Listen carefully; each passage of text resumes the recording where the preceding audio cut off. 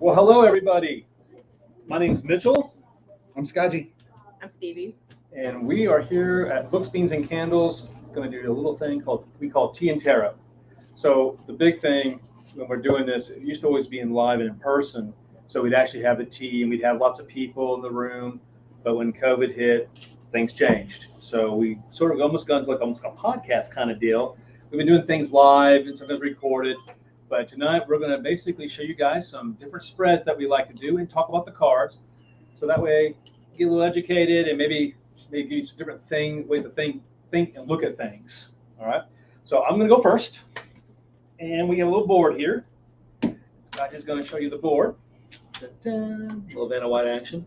All right. So mine's called the Summer Solstice. And that's one we're going to work with. It's coming up, this month. A little background noise. Okay. So what we're going to do is we have an 8-card spread here. So 1, 2, 3, 4, 5, 6, 7, 8. You can see it. It goes around almost like the wheel of the year. What? What a coincidence. Synchronicity. Okay. So if you know what the wheel of the year is, Google it. All right. GTS it. All right. So my first card is what has been lurking in the darkness. So you can look at that as sort of as we're going to the summer solstice that, the sun's been getting larger since the winter solstice. The days are getting longer. The sun's not getting larger. The sun's the same size it's always been. So the days are getting longer, and the apex is the summer solstice. So you can look at the darkness, the shadows sort of going away this whole time period, this last 6 months. And so what's been lurking in the darkness? So that's the first card. Then we're going to go, what new light will grow in its place? So as the darkness shrinks, the light's getting longer. So what's going to come in its place? Card number 3 is, how can I, what am I doing with this? How can I handle it? How can I celebrate it, if you want to look at it that way? And the level 4 is how the moon, so think about the moon, now I can embrace it and honor it. And 5 is the sun. And that same thing, how can I embrace it and how can I honor it? And then 6 is what new things are going to come from? What does the summer, what obstacles do I got to conquer here this summer? And then 7, how to overcome them. So, when you got the obstacles, that means it's good if I don't know how to work around them or get over them or through them. And then 8 is basically going to be, what guidance can I call? Look up the sun god, throw my mouse on the floor, all those things. I don't put there, just throw it across the room. It works better that way. So this is going to be that guidance. So basically, it's what can I expect, the sun god, however you want to view that, and what guidance can I expect. So that's going to be our spread. Thank you, sir. All right, so I am going to be using the Heaven and Earth deck.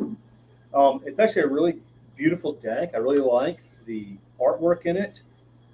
It really sort of captures how I, just really my personality, actually. Unfortunately, the cardstock really blows.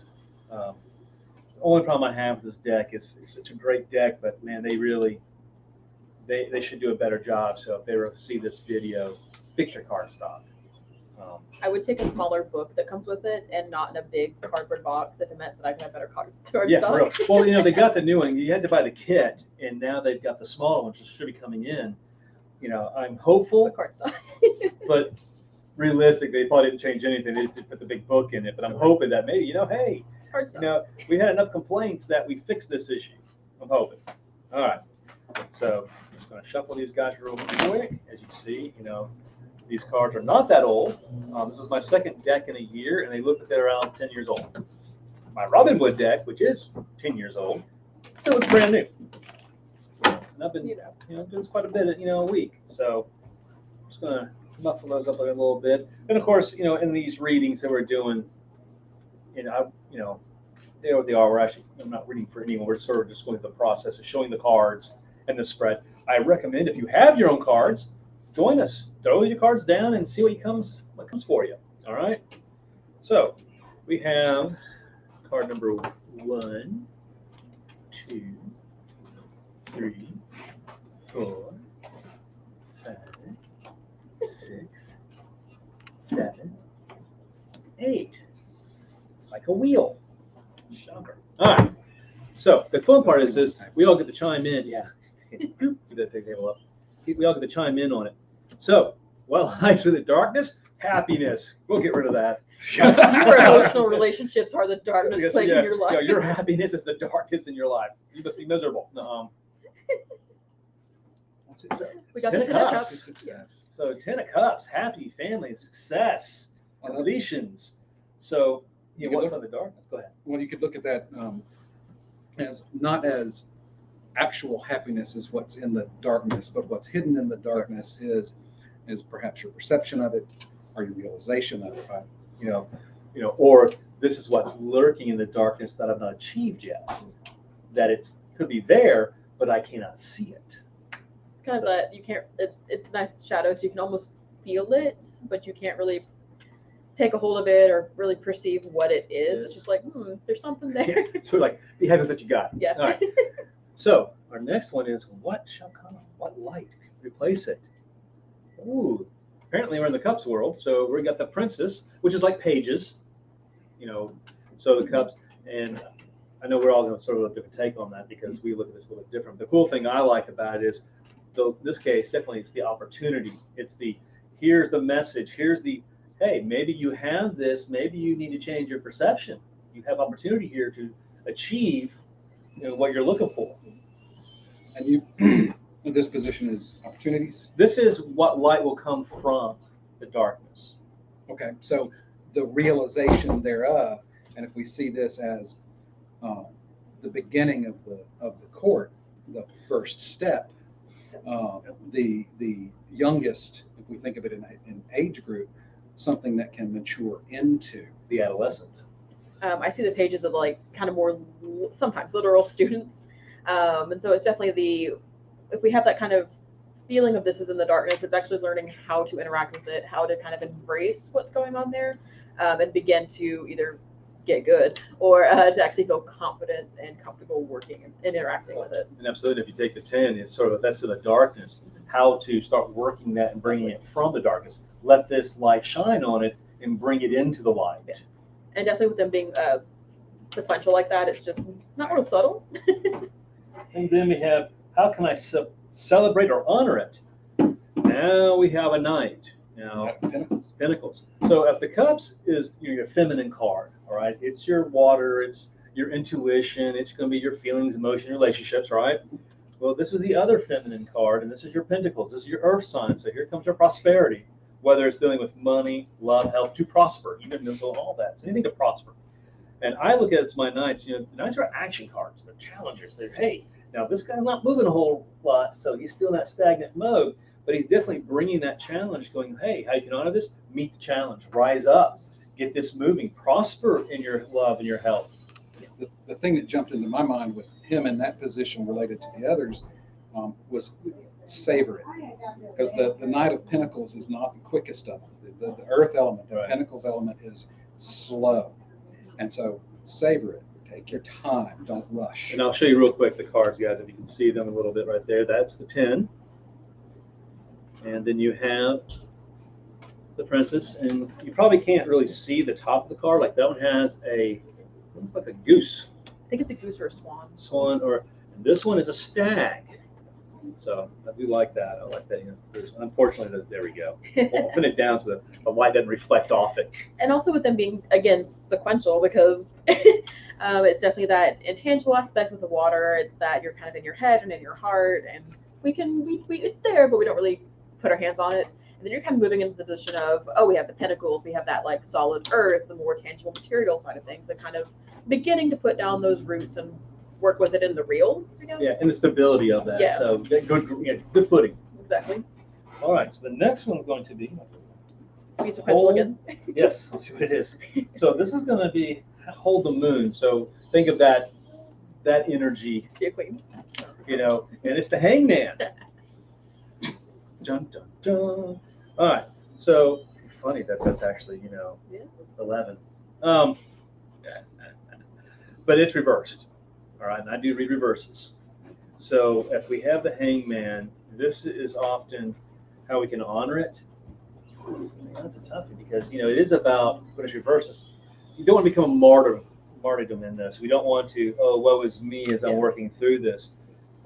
We definitely don't want to fail to change maybe our perception of what's going on, because the hangman is about change that perception, Yeah. hang upside down and see how the world looks, you know? Yeah, you put yourself in like this uncomfortable, awkward, unfamiliar situation, and now with it being there, it's like, is it gonna pay off? Yeah. That doubt feeling. Yeah, and that reverse position, it sort of tells me, instead of just being reversed, but watch out for that. Don't allow that to happen. Don't Yeah. you know, to honor it is not to let yourself fail in looking at things from different perspective. Like talk today. And with him, even though you're reading him as a reversal, the way he's oriented, his head is towards the center. That's like, get your head in the middle of the game. Get in the game. Good. All right, now this is going to be honoring the sun. How to celebrate it. And the 10 of cups reversed. Oh, sorry, 8. God, I can't count either, apparently, today. Well, first to be emo about it. You know, the big thing is, maybe don't walk away. You know, don't, it's not time, you know, don't, you know, sometimes, oh, I'm just going to leave, you know, I'm going to walk away because it's easier. You know, maybe this time, you know, maybe it's not about being easy. Maybe it's you got something, so you don't need to walk away from it. Sometimes we need to sit with our feelings instead of, oh, that's too much. And run. Compartmentalize them away and just be like, well, I'm out, bye. Yeah. Toast, I'm out of here. You know, and let me just show you these cards real quick, because I keep forgetting to do that. That's the, I'll show you the hangman upright so you get a better view of it. You know, I'm trying to do that in the camera. Instead of looking at the camera, I'm looking at the screen, which is probably easier if I just look at the bloody screen. There we go. There we go. And that's the 8 of cups. That wasn't. All right. So our next one, card number 6, is what obstacles? I can only wait to see what this is going to be. Only good thing, I'm sure.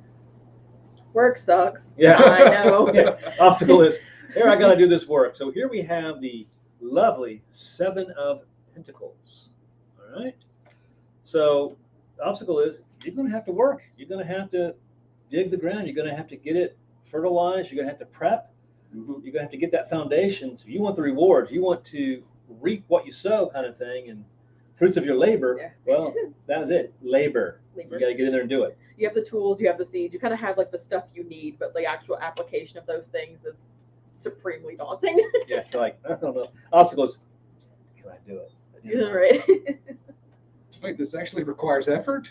I gotta Damn do it. stuff. It's like, that wasn't supposed to be in the game. All right, so how to overcome them. Let's just see where this goes.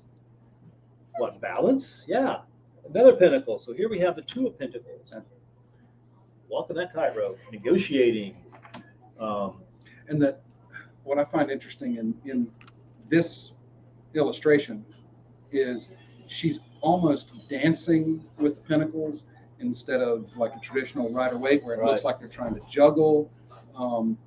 This feels a little more fluid, so it's almost like get in the flow, get in the zone. Well, right. You also notice there's water behind the ship's on that wave, so it's sort of like, look, you're going to have to ride the wave, you know. And you got the yin and yang and the yang and yin next to each pentacle, so it's about that balance. You know, you're going to have both, and sometimes that is negotiating. You're going to have to be fluid to make that work. So instead of the juggling, when you're trying to juggle everything, it's really more about, hey, sometimes you just got to go with the flow, and you can't fight it, and you're going to have to ride that wave. And the interesting thing too is with the water in the background, and we started off with this water stuff. Right. It's really and going with it. Don't run away. Stick. You know, in times of trouble. Yeah. So emotional, right there, and the guidance. Yeah. Run. No. Get you a sword. No. It's you got the. It's our first sword. It's our only sword. You know, it's the Knight of Swords, and this is the one card that actually generally shows, except for the wand. The wand does it too. But it seems the masculine cards have more of that forward motion going into them. They're not so receptive.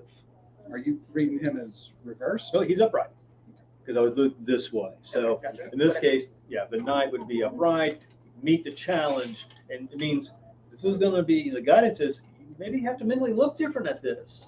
Maybe work on your communication skills. You know, if you want that to come out of the darkness, then maybe you got to talk more and bring that aspect into it. And maybe you might have to meet some mental challenges that maybe you think things are set one way, how maybe you think they should be, but in reality, maybe they're not.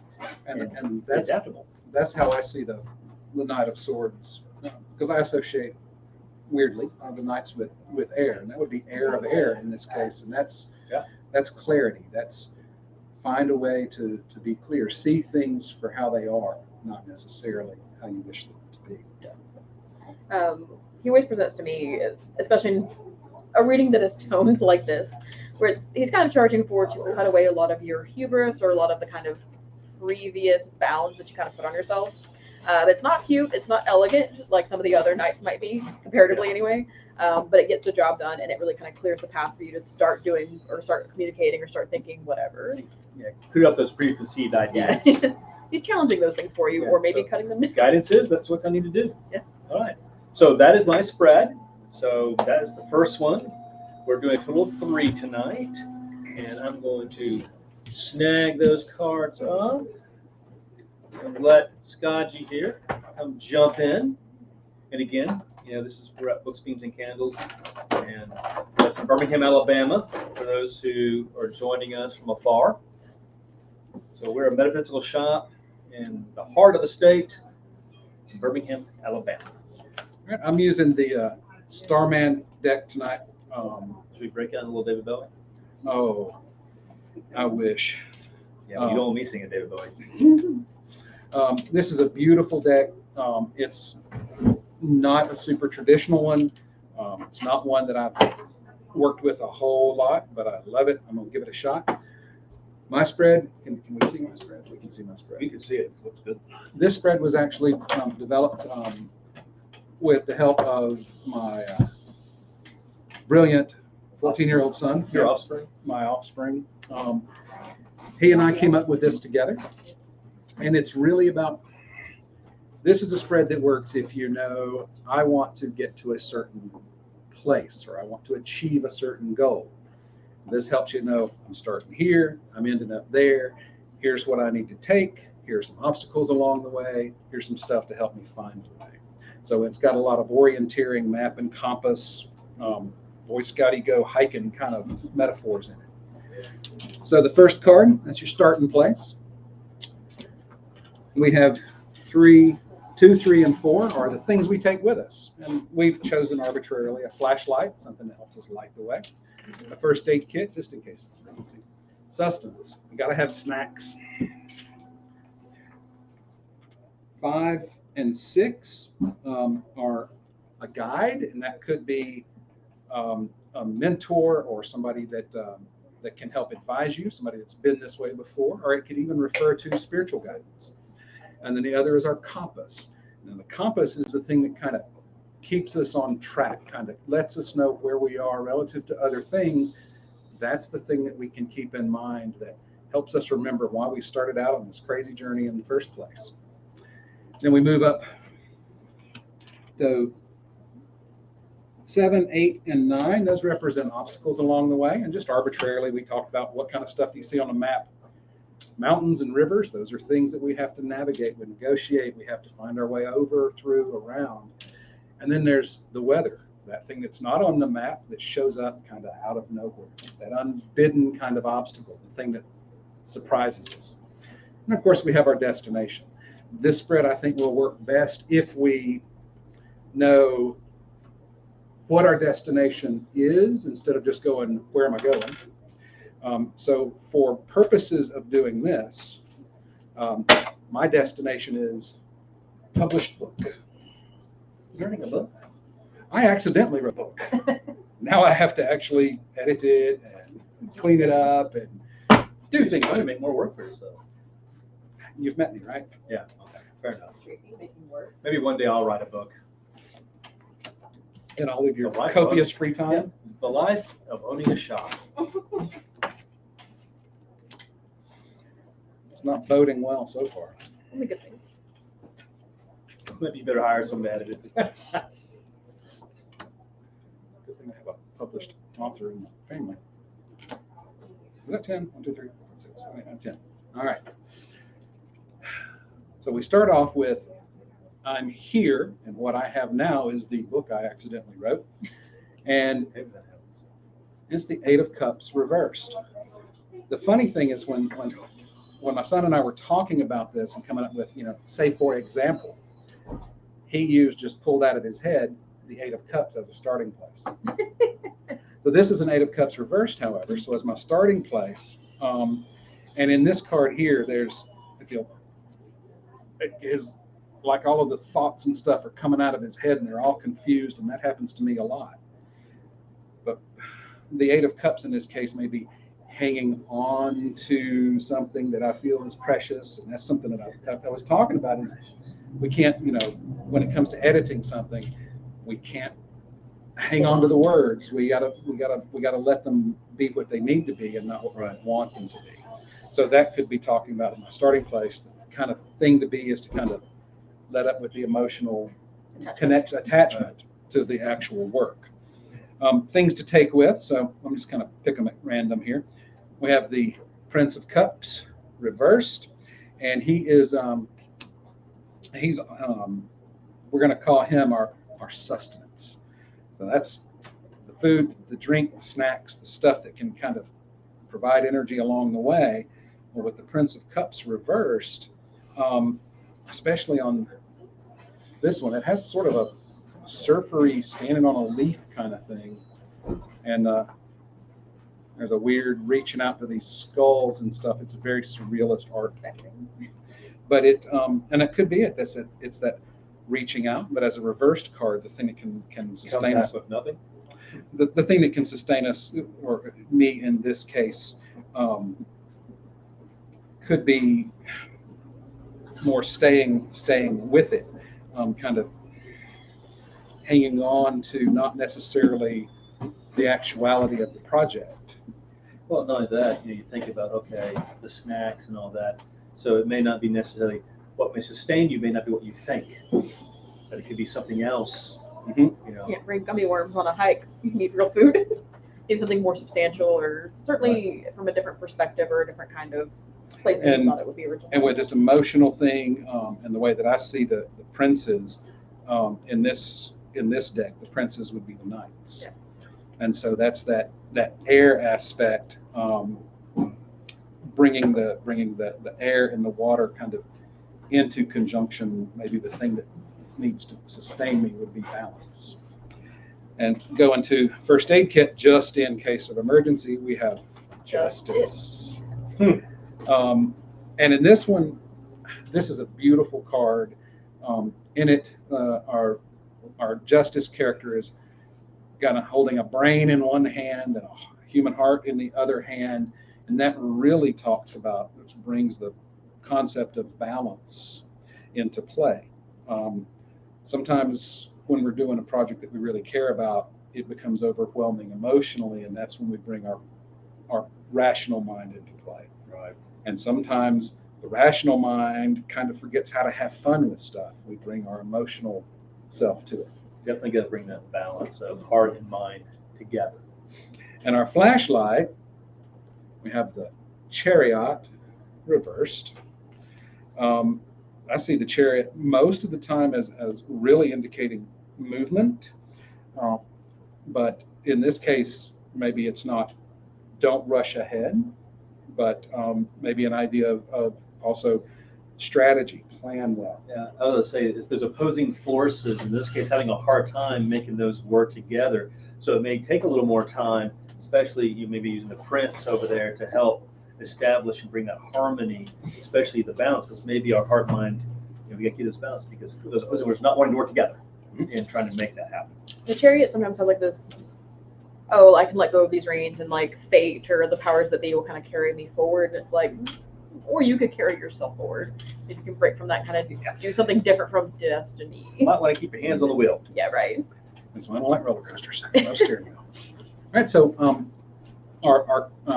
going to use this one as the compass, the kind of thing that can, what do I remember? Why did I start this crazy journey to begin with? We have the Empress. And the idea is, especially on this one, normally you see a lot of green and stuff, but this has a lot of pinks and reds. Her dress is golden, so it has a different kind of, Very prosperous. and it's got a different kind of feel to it. It's not so much the simple growth of nature and that kind of stuff. It's a little more intense. And I think the idea here that I would take from this is the thing to remember is the energy that moved this along to begin with. Right. The desire to see it to its end. With all like the red and the pinks, it's very much like that passionate aspect. It's not like a weird way, but a more sexualized Empress as opposed to maybe like that the traditional. Yeah, the nurturing, the Yeah. mother vibe. It's more of like I want to do this because it's fun, or like because it Yeah. stirs something within me. Not so much about harmony. Yeah. In this case. And so that's our compass, and so our guide, and that could be who can help give us directions if people even ask for directions. We have the 5 of Cups reversed. Stop being emo. What's it all emo with you? Everything's emo. Just cut it out. So we have the 5 of Cups, and of course a lot of folks will call this the spilled milk card, but this is reversed. So the guide might suggest, don't pay attention to the stuff that's filled. Remember the stuff you still have. I always look at this card as you're no longer grieving or lamenting on it, but you've accepted, and you are now moving on. And we're going to call this one our mountains, the thing that we either got to go through, over, or around. And it's the Starman reversed, which is in this deck the equivalent of the Magician.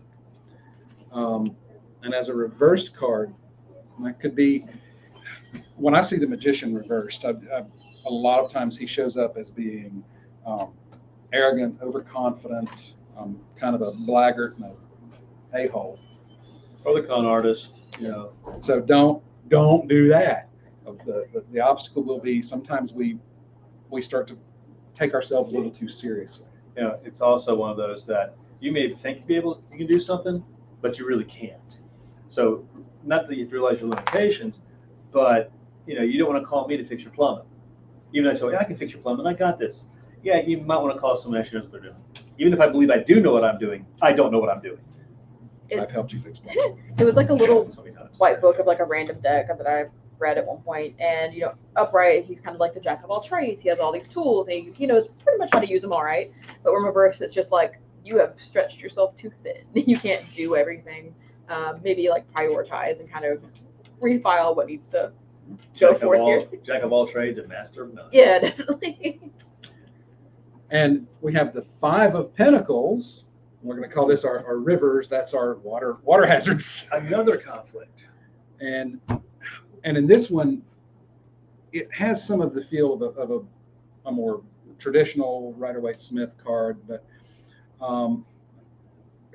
in the background, there's all of this green where we didn't see it in the Empress card. We see all of this green, and it's almost like these folks are at the bottom. They're not reaching up to grab it. So it's as another obstacle. We'll recognize what's there And stand up and just do it. Yeah. Sometimes you got to take stuff in your own hands and do it. Mm-hmm. You can only kind of like mourn or like be upset about that thing that you're not really doing or achieving when you're hyper fixated down here, as opposed to just kind of ceasing your mourning for a little bit, kind of doing what you need to do. Just stand up. Just do I'm it. not to be seen. Don't stand. Yeah. And so this last one, we're going to call this one the weather. This is the surprise. All right. And this one is the 3 of Swords. Wow. So basically, your weather's a freaking hurricane. And Embrace the pain. and in this card, we have this sort of robotic-looking figure, strangely enough, with a feather. This guy here looks like he's forgotten how to paint something. And there's a Osiris, a hawk. So there's a lot of these different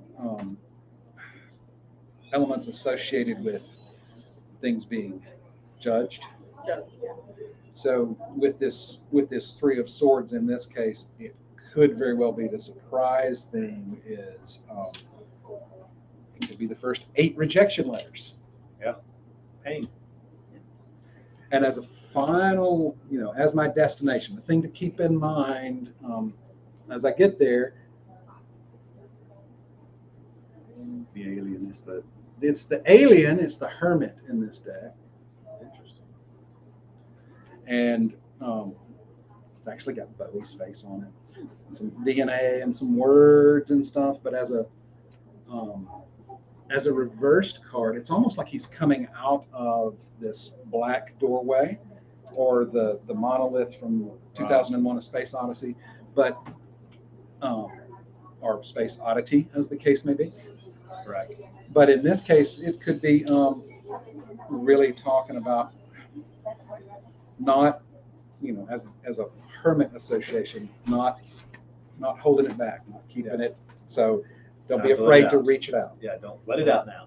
You kept all this internalized time, so now you can kind of be like, I know things. I have this knowledge. I have this whatever. Just kind of.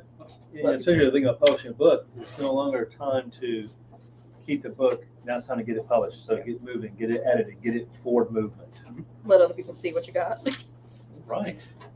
Fun times. Fun times. All right, now it's Stevie's turn. How are we doing on time? And we're gonna go along. That's okay.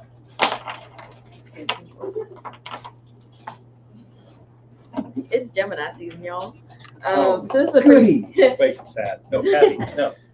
It's a pretty straightforward 6-card spread. So the first row here is going to be representative of you in the situation, and then you have the other party, if I can have the other party on the other side here. And with it being Gemini, it rules the 3rd house within astrology, so it has to do with your community, how you communicate, how you learn, your kind of close neighbors, that sort of thing. So it's really good for seeing how you guys either do or don't work together, and kind of going forth on how to communicate with the other entity or party or person or whatever the case is. We'll do 3 on each side. I always like your spread, Stevie, because I am not an astrologer. I learn things. I may not remember them, but I learned them. But you learn the things. So it reads essentially, here's the situation for both sides, so that you're at least. I ran into the problem I was making, and I'm like, oh, I went all the way down, and I was like, well, how do these compare again? Yeah. So I read it like that. We have where each person stands with 1 and 2 here in the present, the struggles that each person is facing, and then advice to kind of better communicate and work with each other. This is a spread that if you want to add more cards for clarification or outcome, you can, but open-ended is fun. It's Gemini season, open-ended. Right. So where each person stands here, we'll have person 1 and person 2. So person 1 has the 10 of Cups. They're doing pretty good. There's a lot of positive closure, a lot of like positive relationships, and kind of a lot of their internals kind of becoming manifest, or at least becoming visible and interactable within like the real world. Or they're manic. Or they're manic. Yeah. You have your home, and your home in the literal, more metaphorical sense, is really kind of doing its thing in a very positive way. The other person 2, has the 8 of Rings. So they're all hyper-focused. There's a lot of details, and a lot of kind of, they've moved past a lot of the blockades or a lot of the big kind of challenges at this point. So they're just having to really hyper-focus in on getting things done and getting things nitpicked a little. What deck is this? This is the Marigold Tarot. And rings are? Pentacles. Okay. Pentacles. But it's a lot of just unpacking some of the smaller details, whereas person 1 might be kind of focused on that big picture, oeuvre of happiness. Okay. And well, and if this is 2 people involved in a project or a relationship or something, you've got big picture person and pay attention to details person. So that's right. 2 things that could work really exactly well together. Or they want to kill each other, depending on context, I guess. That's true. So the struggles that each person are facing, person 1 has temperance. They don't do balance well. Sometimes they're so invested in that macro expansion of things that they're just kind of out on cloud 9. It is associated, to be astrology for a moment, it is associated with Sagittarius. So you do have that kind of sometimes a little too big picture, sometimes a little bit too philosophical to be really grounded, but you're getting a lot of that kind of playful and very exploratory aspect really in hand. So that's enjoyable and fun, but it takes a little bit of time to find that balance. Right. No, I mean, that sounds pretty much accurate. Our person number 2 has a 3 of Wands. A lot more, I don't know if real world is correct, but certainly more hands-on as opposed to that temperance card when it comes to the struggles that they're dealing with. We have this project we're working on, we have this interaction we're having, and we want that abundance, we want that manifestation, but sometimes that first step sucks. It does. Now, you said on the person two is the one who's really into details, Yes. right? Sometimes we can focus so much in the detail that we lose the picture of where we're trying to get to. And I see that the number 3 is often associated with the concept of process itself, the Yes. thing that happens before manifestation occurs. Absolutely. And so if we've got this detail-oriented person, sometimes I get that way. I'll get so deep into the small details that I bunny trail off and I forget where I was going to begin with, Absolutely. which is how I accidentally wrote a book. So yeah, we definitely have these two big picture, the two big picture and two small picture kind of, the theme continues. And so advice to kind of work out their own issues or life trail and then how to interact with each other. For person 1, we have our Queen of Wands. And that definitely has that continuing theme with temperance of the fire, that kind of passion and creativity, but we're returning to a more tangible, real world application of it. And with that queen, she's really charismatic and very interacting with people and kind of loves that back and forth aspect. So it's kind of tapping into something that's a little bit less out there, 500 years away. And the other person has death. They have death as their advice. Dun, dun, dun. Hey, maybe just stop and do something else. Yeah. Maybe put a pause on all of this nitty gritty like detail work and just interact, touch grass. Please go outside and touch grass. Maybe trying to do some transformational. Some transformational, yeah, some breaking from.